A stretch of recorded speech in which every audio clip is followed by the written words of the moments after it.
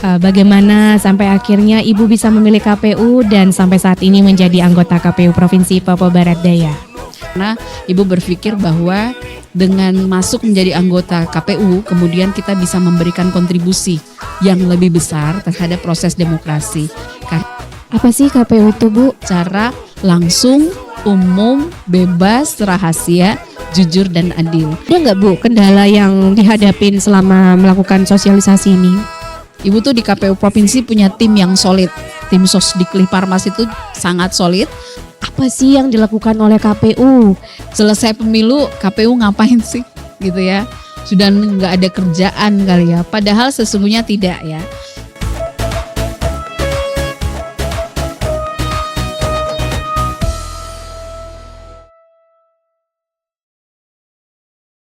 Assalamualaikum warahmatullahi wabarakatuh. Salam sejahtera. Halo teman pemilih, selamat datang di podcast perdana KPU Provinsi Papua Barat Daya. Podcast perdana ini merupakan rangkaian program kerja, subbagian atau divisi sosialisasi pendidikan pemilih, partisipasi, hubungan masyarakat, dan sumber daya manusia. Sebelumnya, perkenalkan nama saya Siti Alif Iniati Hasan, biasa dipanggil Alif. Kali ini saya sebagai host yang akan memandu berlangsungnya podcast pada hari ini. Pada podcast kali ini, kita akan membahas dan berbincang terkait dengan kepemiluan secara lebih detail dan mendalam. Tentunya dengan narasumber yang akan kita hadirkan pada setiap episode. Baik teman pemilih, sebelum kita ngobrol lebih jauh, kita perkenalan terlebih dahulu narasumber kita pada hari ini. Di depan saya telah hadir anggota KPU Provinsi Papua Barat Daya, Divisi Sosialisasi Pendidikan Pemilih, Partisipasi, Hubungan Masyarakat, dan Sumber Daya Manusia. Sebelumnya, saya akan memperkenalkan latar belakang narasumber kita pada hari ini. Beliau adalah anggota KPU Provinsi Papua Barat Daya, Ibu Fatmawati. Beliau mempunyai pengalaman pekerjaan yang cukup banyak dan cukup penting. Di antaranya pada tahun 2016 sampai dengan 2018, beliau menjabat sebagai pejabat antar waktu, anggota KPU Kota Sorong. Kemudian pada tahun 2018 sampai dengan 2020, beliau menjabat sebagai anggota KPU Kota Sorong. Pada tahun 2020 sampai dengan 2023, beliau menjabat sebagai anggota KPU Provinsi Papua Barat. Dan pada tahun 2023 sampai dengan 2028 nanti, beliau menjabat sebagai anggota KPU Provinsi Papua Barat Daya. Halo Ibu, selamat datang di podcast KPU Provinsi Papua Barat Daya. Halo Mbak Alif, alhamdulillah akhirnya podcast ini disiarkan ya dalam keadaan semuanya sehat. Baik Ibu, jika dilihat dari pengalaman pekerjaan Ibu berarti tentunya ini bukan hal baru bagi Ibu di dunia kepemiluan. Mungkin bisa dijelaskan Bu, bagaimana sampai akhirnya Ibu bisa memilih KPU dan sampai saat ini menjadi anggota KPU Provinsi Papua Barat Daya. Ya, terima kasih Mbak Alif. Sebelumnya tentu saya menyapa dulu ya teman pemilih yang ada di seluruh Indonesia. Tentu karena siaran ini mudah-mudahan sampai kepada semua wilayah Republik Indonesia dan terutama semua teman pemilih yang ada di Provinsi Papua Barat Daya. Memang kalau bercerita soal cita-cita, sebenarnya Ibu nggak punya cita-cita di KPU. Jadi anggota KPU yang ada. Hanya saja kemudian Ibu tertarik menjadi bagian dari proses demokrasi ini karena Ibu berpikir bahwa dengan masuk menjadi anggota KPU, kemudian kita bisa memberikan kontribusi yang lebih besar terhadap proses demokrasi. Karena menurut Ibu pemilu kada itu penting sekali bagi keberlangsungan kehidupan berbangsa dan bernegara. Akhirnya tertarik dan alhamdulillah dengan beberapa kali ikut seleksi kemudian diterima sampai saat ini mudah-mudahan nanti tuntas ya. Karena Ibu tuh tidak pernah tuntas satu periode. Selalu 2 tahun, mudah-mudahan ini tuntas dan menyelesaikan pekerjaan dengan baik dan meninggalkan legacy yang baik untuk generasi berikutnya. Begitu. Oke, baik. Teman pemilih, demikian perkenalan singkat kita untuk narasumber kita pada kali ini. Selanjutnya kita akan mulai ngobrol nih Bu, berkaitan dengan KPU. Apa sih KPU itu, Bu? Mendengar soal KPU dulu agak tabu ya, tapi sekarang tentu teman pemilih itu menjadi sangat familiar. Bahkan kita tahu bersama bahwa kemarin kita baru menyelesaikan pemilu dan pemilu kada serentak. Ini pertama kali di Indonesia bahkan di dunia ya, karena KPU itu melaksanakan pemilihan umum di seluruh wilayah Republik Indonesia dalam waktu yang bersamaan dengan jumlah TPS yang begitu banyak, tentu melibatkan seluruh masyarakat Indonesia.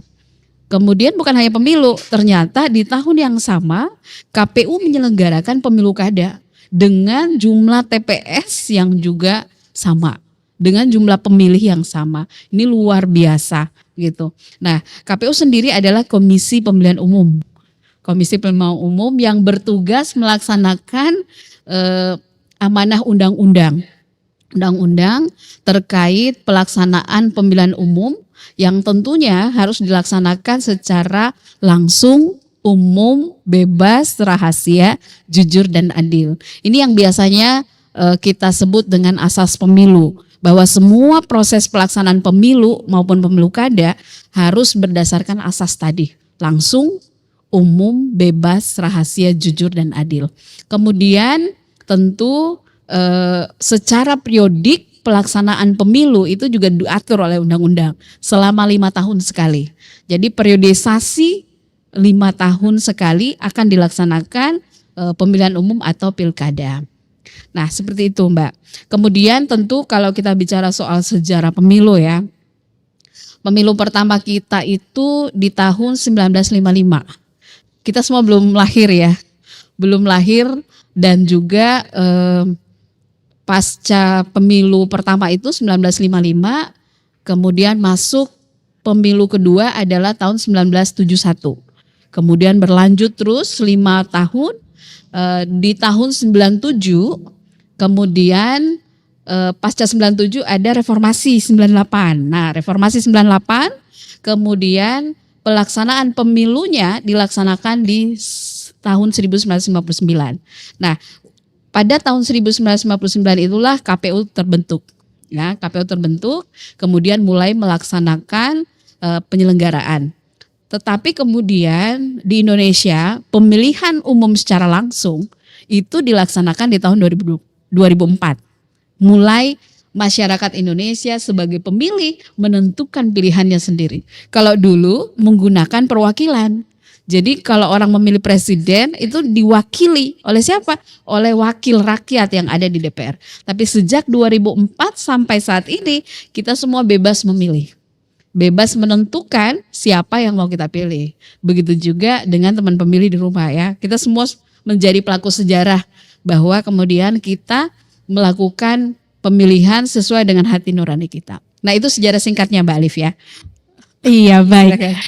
Cukup detail ya Bu ya dan mendalam apa itu KPU dan juga sejarah pemilu itu sendiri.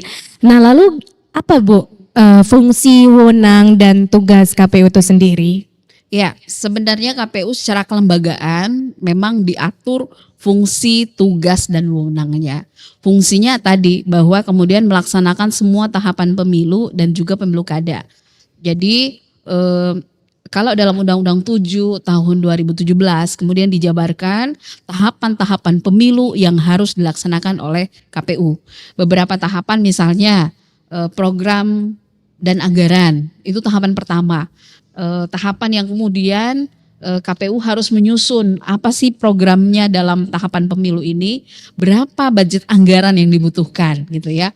Kadang orang bilang KPU ini anggarannya banyak, padahal anggaran itu disesuaikan dengan program yang telah disusun. Kemudian ada pemutakhiran data pemilih, itu menjadi salah satu tahapan yang krusial. Tahapan itu di mana KPU kemudian melakukan pendataan tentu berdasarkan data yang berasal dari dinas lain atau Kementerian Dalam Negeri, dalam hal ini pencatatan kependudukan dan catatan sipil. Data itu kemudian disinkronisasi dengan data pemilu terakhir, kemudian divalidasi, turun ke rumah-rumah untuk memvalidasi apakah orang ini berada di sini atau sudah pindah domisili. Nah itu tahapan pemutahiran data pemilih. Ada tahapan pencalonan pasangan calon presiden, pencalonan anggota DPR, pencalonan anggota DPD, dan juga termasuk kalau di pemilu kada adalah pencalonan calon bupati wali kota atau gubernur wakil gubernur. Kemudian ada pelaksanaan kampanye, kemudian juga ada pelaksanaan pemungutan penghitungan suara, kemudian penetapan pasangan calon. Nah, ini semua tahapan yang kemudian harus dilaksanakan oleh KPU secara tertib karena setiap tahapan ada batasan waktu, ya, ada interval waktunya dan KPU harus melaksanakan ini sesuai ketentuan peraturan perundang-undangan yang berlaku. Nah, gitu Mbak Alif, berat ya? Sangat berat sih Bu, dan kebayang sih Bu tahapannya begitu panjang, begitu rumit, dan pastinya kerja KPU nggak seringan main-main. itu. Iya. Dan nggak main-main ya. Iya betul. Karena tentu semua keputusan yang diambil KPU itu berdasarkan ketentuan peraturan perundang-undangan. KPU tidak boleh mengambil keputusan berdasarkan insting dia sendiri. Nggak bisa mengambil keputusan atas kehendak dia. Tapi kemudian keputusan yang diambil harus berdasarkan kehendak atau ketentuan peraturan perundang-undangan gitu. Baik, berarti KPU juga membentuk peraturan sendiri ya Bu ya untuk setiap proses tahapan pemilihan maupun pemilu itu sendiri. Betul, jadi selain tadi program dan anggaran, kemudian ada juga penyusunan peraturan.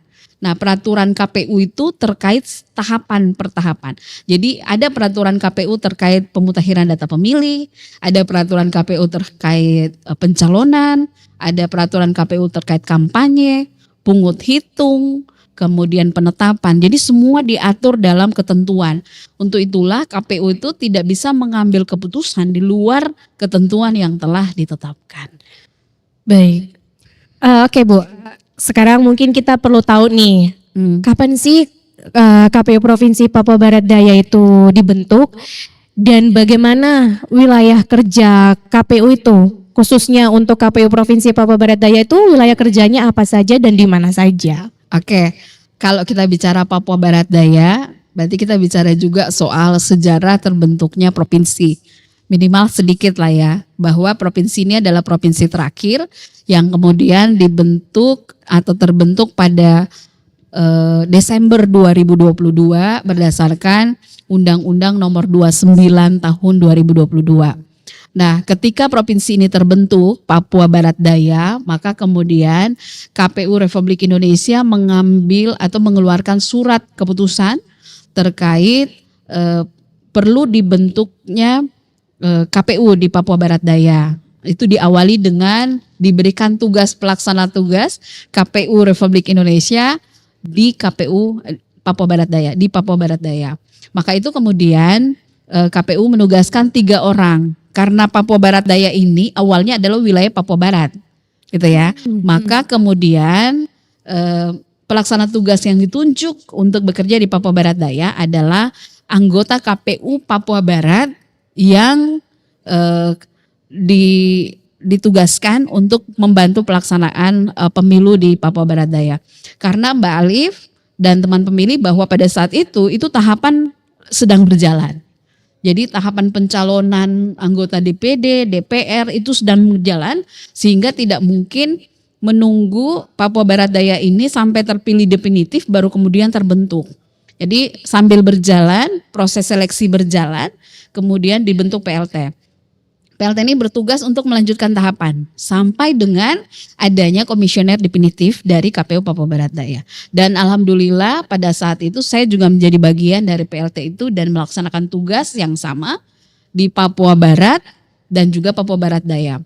Kemudian pada Mei 2023 kemudian dilantiklah anggota KPU, ketua dan anggota KPU Papua Barat Daya. Pada saat itu kemudian kami menyerahkan tugas untuk melanjutkan tahapan di Papua Barat Daya.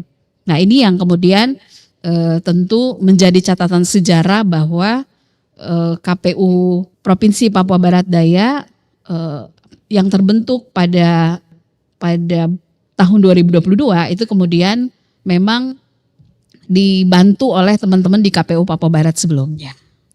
Baik Ibu, berarti dari tahun 2022 itu sendiri Ibu sudah melewati proses tahapan pemilu itu ya Bu ya. Dari rangkaian tahapan itu sampai akhirnya Ibu kemudian menjadi PLT Ya. di Provinsi Papua Barat Daya hingga akhirnya definitif sebagai anggota KPU Provinsi Papua Barat Daya. Betul. Baik Ibu.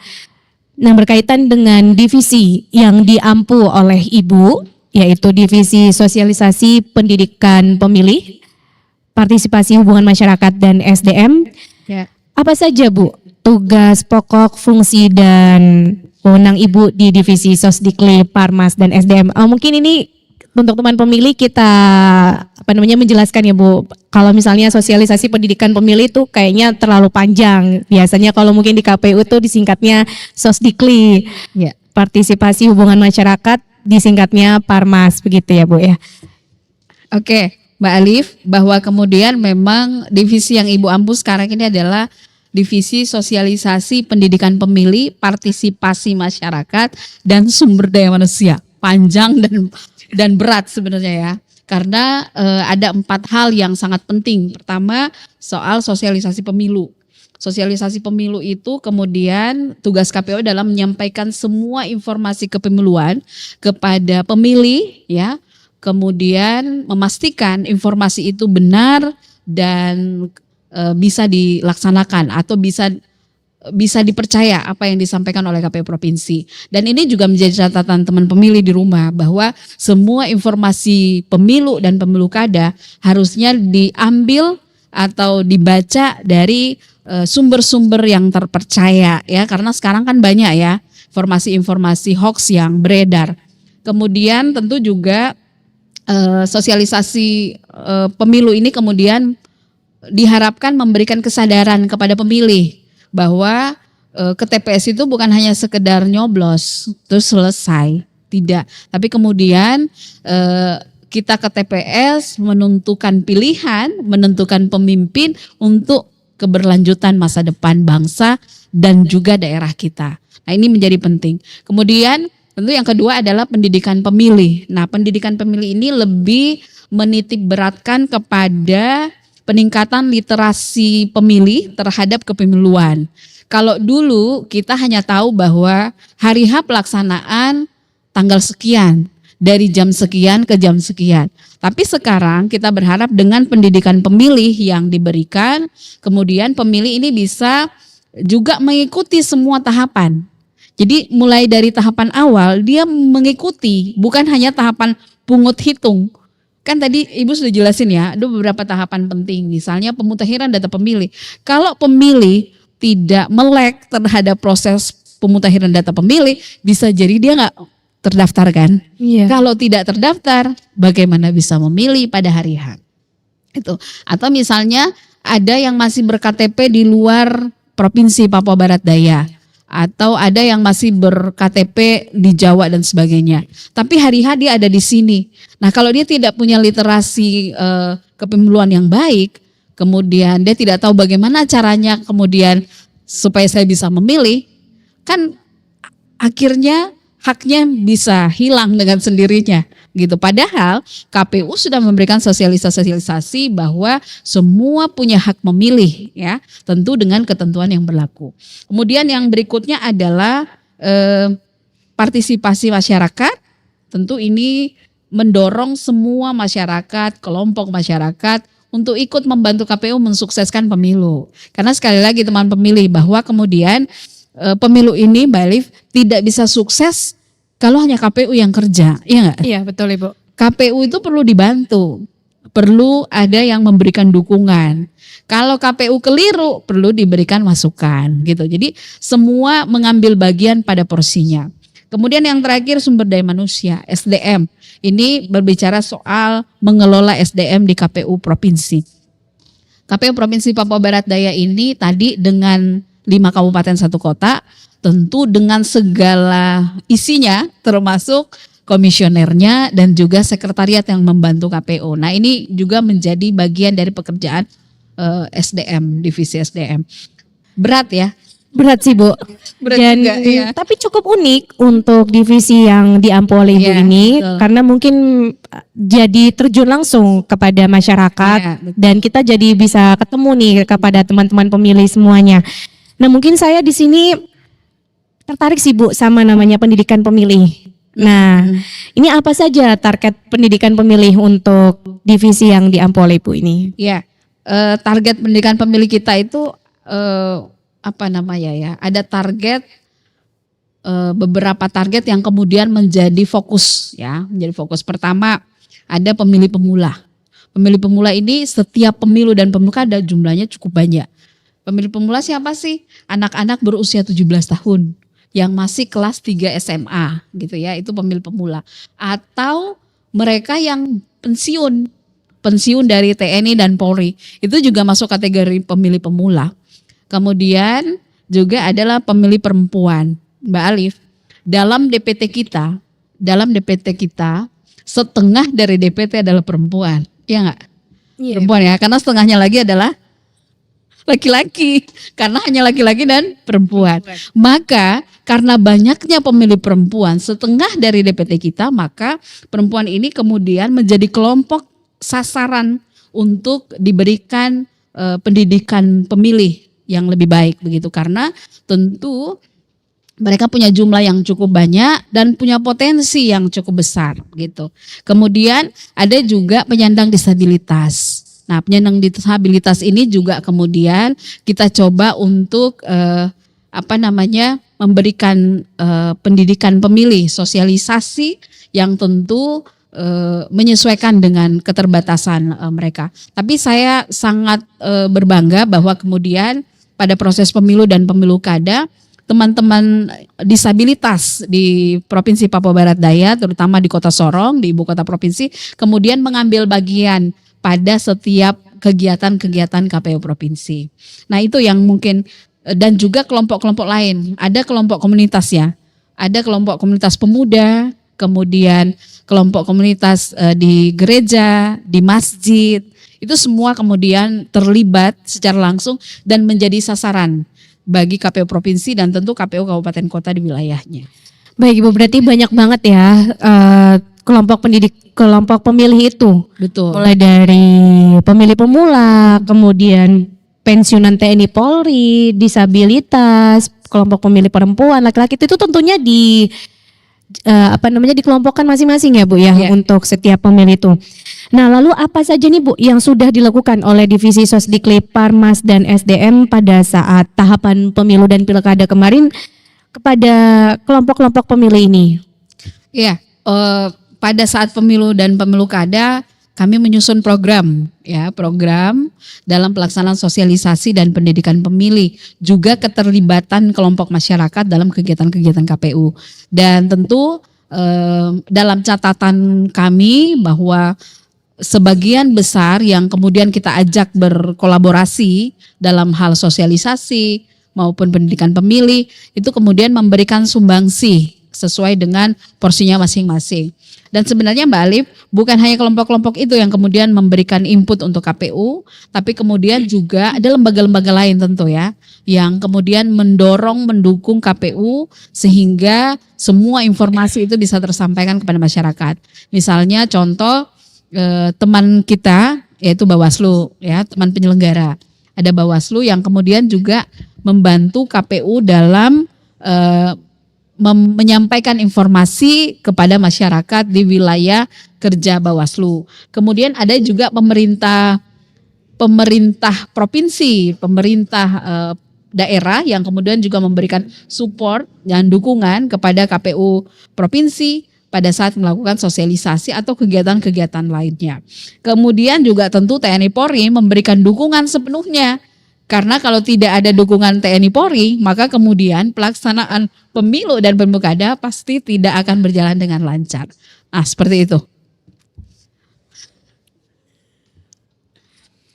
Nah, berkaitan dengan apa yang sudah dilakukan oleh Ibu berkaitan dengan sosialisasi pendidikan pemilih dan juga partisipasi, ada nggak Bu kendala yang dihadapin selama melakukan sosialisasi ini?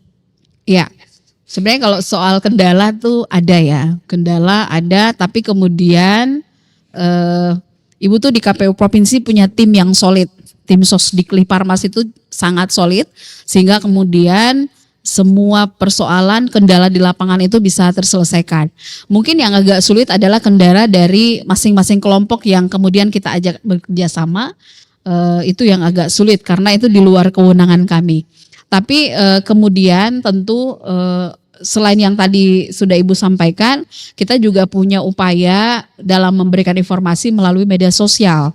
KPU Provinsi itu punya beberapa media sosial yang cukup aktif saya kira, dan kita juga berharap teman pemilih bisa kemudian mengunjungi dan kemudian melihat informasi-informasi yang disampaikan oleh KPU Provinsi seperti itu.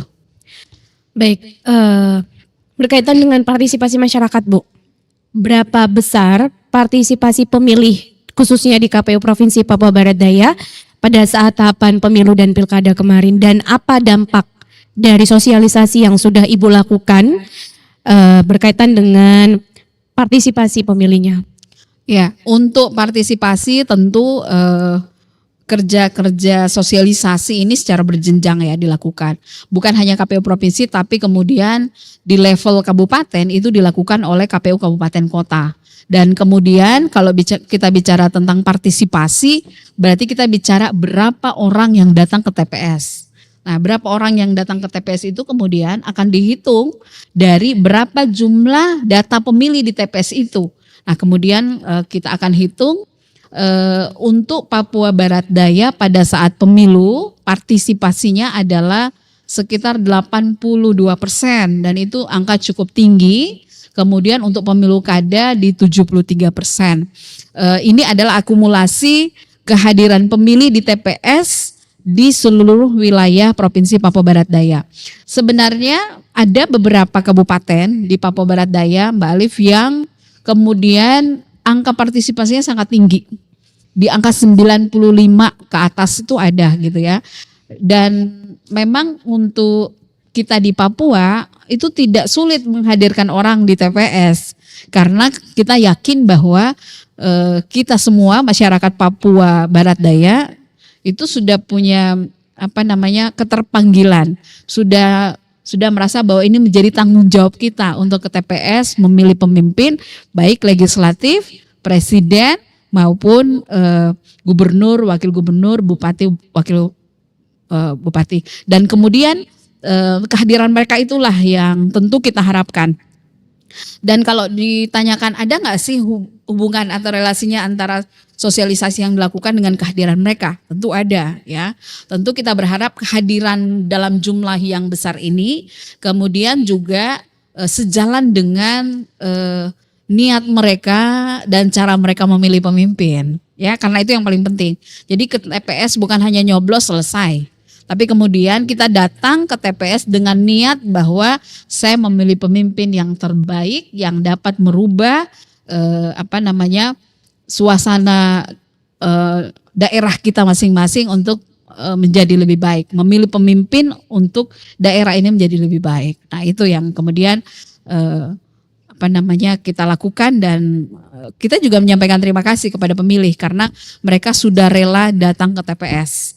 Dan kita juga bersyukur bahwa di Papua Barat Daya itu tidak ada pasca putusan mahkamah ya, tidak ada PSU gitu, sehingga kita bisa melanjutkan ke tahapan penetapan pasangan calon gubernur dan juga bupati wali kota. Begitu Mbak Alif.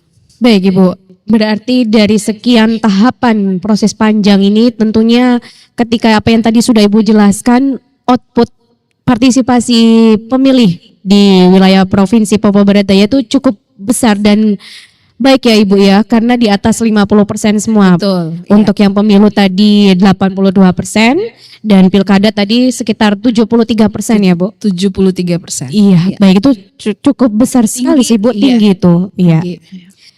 Baik Ibu, berkaitan dengan apa yang sudah dihadapi nih pada saat tahapan pemilu dan pilkada selanjutnya. Nah, ini mungkin teman pemilih nih bertanya-tanya Bu, apa sih yang dilakukan oleh KPU setelah sekian 5 tahun proses tahapan ini, apa saja yang dilakukan oleh KPU dan apa target untuk divisi Sosdiklik, Parmas, dan SDM ini untuk kedepannya? Ya, Mbak Alif, memang pertanyaan itu banyak yang bertanya. Selesai pemilu KPU ngapain sih gitu ya? Sudah nggak ada kerjaan kali ya? Padahal sesungguhnya tidak ya. Jadi KPU itu bekerja selama 5 tahun. Pada masa periodisasi 5 tahun itu kemudian setelah melaksanakan pemilu dan pemilu kada tahapannya selesai, maka kemudian KPU tetap mengerjakan pekerjaan-pekerjaan rutin. Seperti misalnya pemutahiran data pemilih berkelanjutan. Karena pemutahiran data pemilih itu tidak hanya ada di tahapan pemilu, tapi kemudian pasca pemilu ada pemutahiran data pemilih berkelanjutan. Karena akan ada orang yang pindah tugas, orang kuliah keluar dan sebagainya. Kemudian ada yang pensiun dan sebagainya. Sehingga itu kemudian masih tetap harus dilakukan perbaikan data dari KPU, tentu berkoordinasi dengan lembaga-lembaga terkait. Kemudian juga tentu terkait sosialisasi. Sosialisasi pendidikan pemilih itu tidak berhenti sampai di sini. Artinya bahwa selesai pemilu kemudian selesai, enggak. Lanjut, tetap dia akan lanjut, kemudian tentu dengan metode sosialisasi yang berbeda. Nah, untuk Papua Barat Daya kita coba untuk membuat rumah pintar pemilu. Rumah pintar pemilu supaya adik-adik yang kemudian akan menjadi pemilih pemula di pemilu berikutnya itu bisa lebih mendapatkan informasi lebih banyak. Jadi rumah pintar pemilih itu sedianya kita buat di kantor KPU, menampilkan semua hasil pemilu dari tahun ke tahun, juga hasil pilkada, dan teman-teman atau adik-adik kita SMA itu akan kita undang mereka secara bergantian untuk kita berikan informasi soal pentingnya pemilu. Nah itu. Kemudian juga tentu media sosial KPU tetap jalan lah ya, termasuk podcast ini.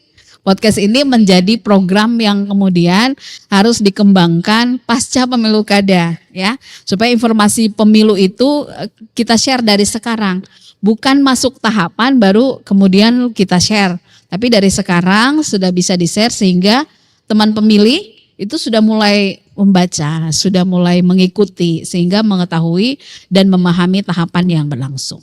Mungkin itu Mbak Alif dan teman pemilih. Baik, berarti jelas ya teman-teman pemilih di rumah bahwa KPU itu tidak hanya bekerja pada saat pemilu ataupun pilkada saja, tapi sudah melalui proses begitu ya Bu, jauh hari. Betul. Sudah melakukan berbagai tahapan untuk berlangsungnya pemilu dan pilkada. Nah, mungkin nanti untuk rumah pintar pemilu semoga bisa terrealisasi ya Bu ya. Insya Allah. Sehingga nanti Semoga ketika orang lain atau siapapun itu datang ke KPU Provinsi Papua Barat Daya mencari informasi berkaitan dengan pemilu, pilkada, itu gampang gitu. Apalagi ini sejarah pertama begitu kan Bu buat KPU Provinsi Papua Barat Daya menyelenggarakan pemilu dan pilkada. Baik teman pemilih, demikian bincang-bincang kita pada podcast kali ini. Terima kasih Ibu atas kesempatan dan kehadirannya pada podcast perdana kali ini. Sama-sama Mbak Alif, terima kasih karena sudah bisa menjadi narsum pertama ya di dalam kita melaksanakan ini salah satu program strategis untuk Sosdiklik Parmas ke depan. Mudah-mudahan podcast ini berlanjut dengan berbagai narasumber lainnya yang tentu kita akan menggali lebih dalam lagi soal kepemiluan dan harapan mereka soal demokrasi, karena demokrasi itu menjadi tanggung jawab kita bersama untuk berjalan lancar di Papua Barat Daya. Baik teman pemilih, demikian podcast pertama KPU Provinsi Papua Barat Daya. Kami mengapresiasi sekali bagi teman pemilih yang sudah menonton. Kita bakal jumpa kembali pada episode podcast berikutnya.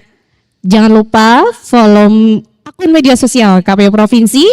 Ada YouTube, ada TikTok, ada Instagram, ada Facebook, ada Twitter.